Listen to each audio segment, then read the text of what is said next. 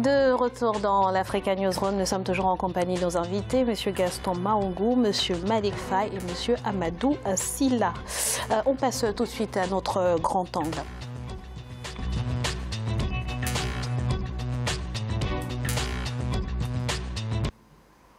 Grand angle économique entre 2016 et 2017. Le secteur touristique a observé une croissance de 12,7% en Côte d'Ivoire, un secteur qui participe ainsi à hauteur de 5,86% au PIB national avec 21 000 emplois créés durant cette période.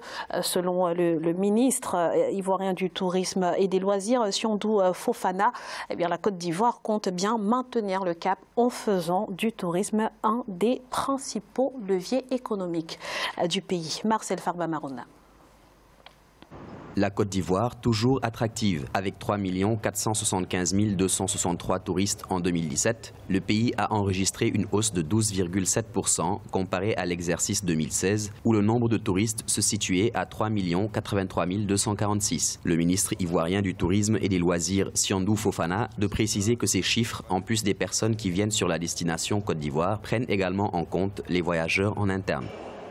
Il y a quelques infrastructures de pointe, comme Yamoussoukro, la grande basilique, qui attirent nécessairement des visiteurs étrangers. Et il y a toute une histoire aussi du pays qui attire également les visiteurs étrangers. Donc c'est un pays, je pense, qui a su combiner tous ces atouts et qui a su mener à côté de ces atouts naturels des investissements bien ciblés dans le secteur des infrastructures, dans le secteur de l'hôtellerie. En 2017, le secteur touristique a participé à hauteur de 5,86% au produit intérieur brut national, avec 21 000 emplois créés, à en croire le ministre Fofana.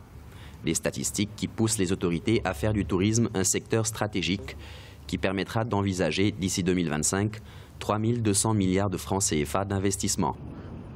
Maintenir la politique et l'économie du tourisme comme priorité du gouvernement, doter les infrastructures nécessaires pour le tourisme balnéaire et l'écotourisme et booster le tourisme d'affaires. Ça me semble les trois pistes dans lesquelles l'investissement doit prévaloir d'ici 2025. Troisième destination africaine pour le tourisme d'affaires derrière le Nigeria et le Maroc, la Côte d'Ivoire ambitionne d'être un hub touristique avec pour objectif d'être co-leader dans ce domaine. Alors, messieurs, des arrivées touristiques en hausse de 12,7% en une année avec 21 000 emplois créés. Monsieur Faye, c'est une performance à saluer. Quels sont les atouts touristiques de la Côte d'Ivoire? Qu'est-ce qui fait son attractivité? Moi, en premier, d'abord, je ne crois absolument pas aux chiffres. Les chiffres qui sont donnés, tout simplement en raison de l'agence qui a fait l'étude. Ils disent que c'est Jumia Travel qui a donné les chiffres au ministère. Et le ministère a tout un avantage pour dire qu'il y a eu 12% d'augmentation.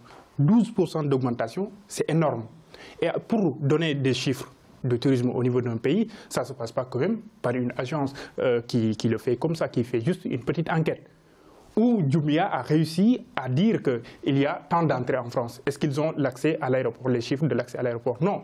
Ils parlent de tourisme au niveau intérieur, des touristes qui se sont déplacés à l'intérieur. Comment ils ont fait pour le savoir?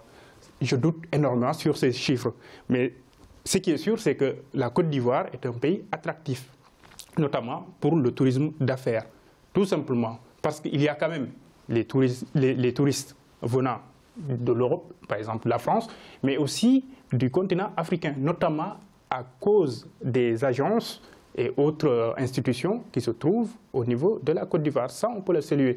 Mais leurs chiffres, je n'y crois absolument pas. Et je pense que c'est politique. Maungou, monsieur Faye, il y a des doutes sur les chiffres en ce qui concerne le nombre d'arrivées. Ce qu'on sait en revanche, c'est que le secteur a participé à hauteur de 5,86% au PIB de la Côte d'Ivoire. Ça, c'est un fait. Et puis, le gouvernement envisage d'ici 2025 3 200 milliards de francs CFA d'investissement dans ce pays. Il est clair que les autorités ont visiblement pris conscience du potentiel de ce secteur touristique. Oui, et c'est très, très intéressant. Parce que moi, quand j'observe la politique et l'économie en Afrique, dès qu'il y a une puissance africaine qui se met à travailler comme il faille pour créer les emplois, 21 000 emplois, il y a une attraction. Mais pourquoi il y a l'attraction? C'est à cause de deux faits. Premièrement, en Côte d'Ivoire, il y a le challenge à gagner pour ceux qui veulent créer des structures de production financière, bancaire et tout ça, commerciale. C'est important. Et puis il y a les opportunités d'affaires que les gens trouvent dans ce pays qui est un grand producteur de cacao. Et donc il y a les entreprises qui peuvent être créées par-dessous. Et c'est important que les gens se mettent à travailler. Moi je pense que quand c'est comme ça, bon, le chiffre ou pas, ce qui compte, c'est qu'il y a quelque chose d'important. Il y a du travail qui existe. Panafricaniste à la carte, donc finalement. Lorsque la France mettait en place son tourisme, c'était d'abord pour les Français. Et pour cela, il a mis en place des politiques pour encourager effectivement le tourisme intérieur. La Côte d'Ivoire, ce qu'ils ont fait à partir de 2016, c'est encourager le tourisme d'affaires. Le tourisme d'affaires, ça vient de l'extérieur, ça ne vient pas de la Côte d'Ivoire. Et ce n'est pas le citoyen moyen de Cocody qui va louer des hôtels 5 étoiles. Il faut le savoir. Donc, oui, mais quand il y a création d'emplois, c'est ça que nous sommes en train de louer. Le fait qu'il y a des créations de petites et moyennes entreprises qui fassent que les gens gagnent le pain. Mais c'est ça qui est important. Cette histoire de création d'emplois, c'est juste pour justifier les chiffres d'une politique qui n'est pas la bonne. Au niveau du tourisme, il y a quand même une diversification des produits. Pas en Côte d'Ivoire. Oui, non, mais en Côte d'Ivoire, en tout cas, la Côte d'Ivoire a été tout le temps le grand pôle économique de l'Afrique de l'Ouest. Avec une puissance quand même avec la guerre que la Côte d'Ivoire a connue, la Côte d'Ivoire quand même a une santé sur ce plan-là quand même que voilà, tous les États quand même le reconnaissent là. Et je crois qu'il y a cette dynamique-là. N'oublions pas que c'est un producteur de cacao, le premier pays producteur de cacao, et n'oublions pas que la Côte d'Ivoire a des atouts en termes de ressources naturelles et beaucoup de choses, en termes d'infrastructures également, aujourd'hui, qui ne sont pas du tout abîmées. Ce que je peux vous dire, c'est que le modèle n'est pas fiable. Du coup, aujourd'hui, les chiffres, autant tu contestes ces chiffres-là au niveau de la Côte d'Ivoire, on dirait, moi je serais amené à penser que c'est l'Afrique de façon générale. On parle des chiffres, mais ces chiffres-là, en réalité, quand on les regarde, c'est pour une politique qui n'est pas forcément la réalité. Allez-y. C'est exactement ça. C'est pas la réalité et ce n'est pas destiné à la population. C'est vraiment pour essayer de séduire des investisseurs, pour essayer de séduire la communauté internationale et pour légitimiser une politique qui n'en vaut pas la peine. Et cela a des retombées finalement quand même sur la croissance économique et, donc et sur l'emploi. Oui. Et donc ça bénéficie quand même à l'économie ivoirienne et au peuple ivoirien. Non mais j'aurais préféré, un hôtel 5 étoiles va forcément embaucher moins que s'il y avait plusieurs hôtels et qui est destiné à la population locale. Non, mais il n'y a pas que les hôtels qui fonctionnent. Et puis vous parlez des arrivées des étrangers, mais il faut savoir aussi qu'en Côte d'Ivoire, en ce qui concerne la Côte d'Ivoire, une grande partie des touristes viennent des pays limitrophes tels que le Bénin, le Burkina Faso, le Nigeria, le Sénégal. Mais c'est ce que je disais, pourquoi ce n'est pas fiable? Parce que la plupart de ces gens aussi viennent juste pour le côté affaires. Mais à terme, il n'y aura plus ces arrivées massives. Mais il y a des internationaux, il y a déjà le fait qu'il y a un engouement économique qui produit un développement financier, vous n'allez pas par des paroles arrêter ce que... Alors, on va laisser M. Mao terminer. Messieurs, on ne s'entend plus. S'il vous plaît. Il faut quand même reconnaître une chose, que la Côte d'Ivoire, c'est un pays attractif. Et oui. Et il y a une bonne... Moi, je pense que Alassane Ouattara a une bonne volonté pour développer le pays. Ça, quelle que soit sa politique ou quels que soient les gens qui l'ont mis au pouvoir, mais du fait qu'il travaille et que ça produit des résultats, on ne peut pas le nier. Parce que c'est ça aussi le panafricanisme. Ce n'est pas toujours nier tout ce qu'il se passe, mais reconnaître les avancées que nous sommes en train de faire, nous, en Afrique. La Côte d'Ivoire, avec ce qu'il s'est passé, s'est reconstruite, elle est en train de se développer. Nous n'allons pas le nier.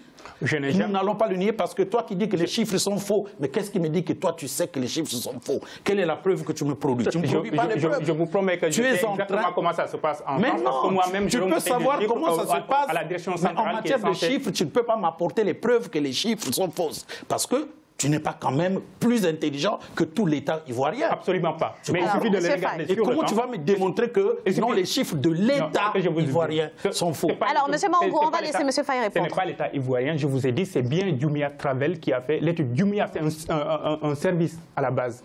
L'État ivoirien, en tout cas, de son côté, a des si c'est l'État lui-même qui dit, on va dire que c'est de la corruption. On prend une société. Alors, messieurs, s'il vous plaît, on ne s'entend plus. On dit que Monsieur Maoungo, s'il vous plaît, on va laisser Monsieur Faye terminer. Vous ne m'avez pas écouté malheureusement. Ici en France, c'est une agence d'État qui remonte les chiffres. Au niveau de la Côte d'Ivoire, ils ont donné à une entreprise privée la volonté de faire les chiffres. Et cette entreprise est partie sur nulle part. Mais moi, je parle effectivement de la politique qui est menée. La politique qui est menée à terme n'est pas fiable. Elle n'est pas fiable tout simplement parce qu'à un certain moment, les prospections en matière d'affaires qui permet de faire de sorte que les hôtels soient occupés n'aura plus lieu. À partir du moment où une entreprise est implantée sur le pays, les commerciaux, par exemple, qui quittent la France pour aller là-bas, vont forcément dormir ailleurs que dans les hôtels qui leur sont visés et qui sont des hôtels 3 étoiles. Dès qu'il y a la création des emplois...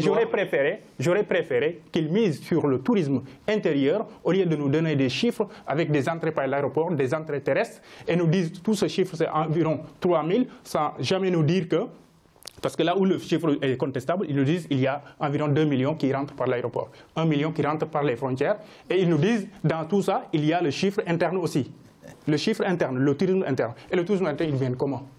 Ils quittent les frontières, ils reviennent, ils prennent les avions, ils reviennent. Je voudrais te poser la question, est-ce que c'est vrai qu'il y a du développement économique, commercial, financier qui se passe? Il y en a, effectivement. Et alors, donc pourquoi penser que c'est les chiffres qui doivent crédibiliser ce qui se fait sur le... Merci messieurs, nous allons à nouveau marquer une courte pause. Ne bougez pas dans quelques instants, la suite de votre émission. À tout de suite.